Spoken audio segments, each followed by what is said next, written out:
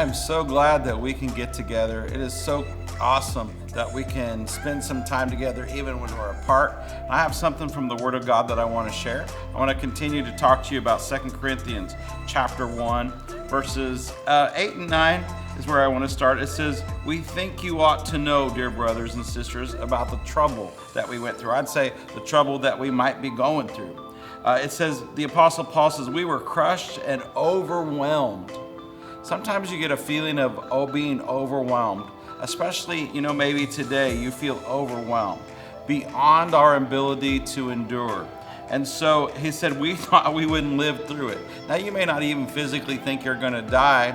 You're not afraid of anything like that. But it's sometimes just the way everything's are right now, you can feel overwhelmed and you just didn't know if you could get through it. But the truth is that you and I can get through it. But what we have to do is we have to put our focus in the right place. And yet, what you need to understand and what I need to understand is the enemy always tries to bring fear. Fear is the devil's weapon. Like I said on Sunday, faith is what God needs. Fear is what the devil needs. Fear is the devil's raw material. So he's always trying to make you afraid. He's always trying to show you circumstances. And really, it is not wrong to stay abreast. It is right to stay abreast of everything going on. But if you hear too much of the facts, those facts can begin to overwhelm you. Because I know something and you know something that'll change the facts, and that is the truth of the Word of God. And so the devil tries to make you afraid and he tries to pin you in. I was thinking about this, and I was thinking about the children of Israel, those that had a covenant with God just like we have a covenant with God. And the children of Israel, God already delivered them out of Egypt. He delivered them out with signs and wonders.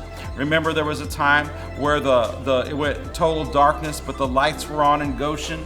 I mean, just God He's amazing. He has delivered. He does deliver. He's going to always deliver. And so He's using this as an example to us. But I was thinking about the Red Sea. Remember when they came to the Red Sea? There was no way to get across. The enemy was behind them, and yet God had a plan. And so in Exodus chapter 14, you're going to see what the Lord told Moses to do. How many know whenever we're in trouble, the Lord always has a way to deliver you? The way is always there, but it's in God's heart and God's mind, and He's transmitting it unto us. So He told Moses, He said, "You take that rod." That rod was what? It represented the power of God. That rod, that word that represented the power of God. He said, "You stretch it out over the Red Sea." And remember what happened? That water divided and the children of Israel went through the Red Sea. They walked on dry ground and they went across. And then when they were across, then the Lord told him to turn around and puts the rod out again, and the water came in, and it really took out all the enemy.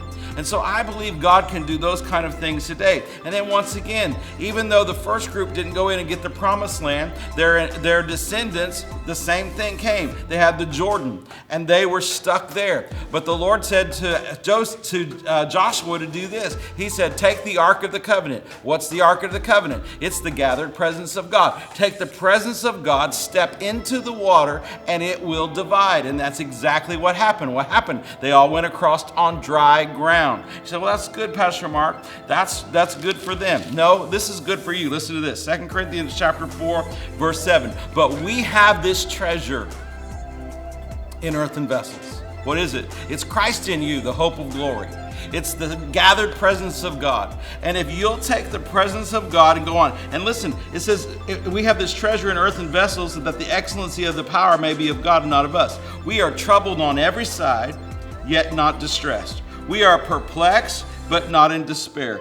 Persecuted, but not forsaken. Cast down, but not destroyed. Listen, why was he with confidence saying, even though this is all going on around us, it doesn't matter, because greater is He that is in me than he that is in the world. I've got the same power that raised Jesus from the dead. And if I'll take that power, take the Word of God, the rod of the Spirit of God, and I'll move forward, then things have to divide.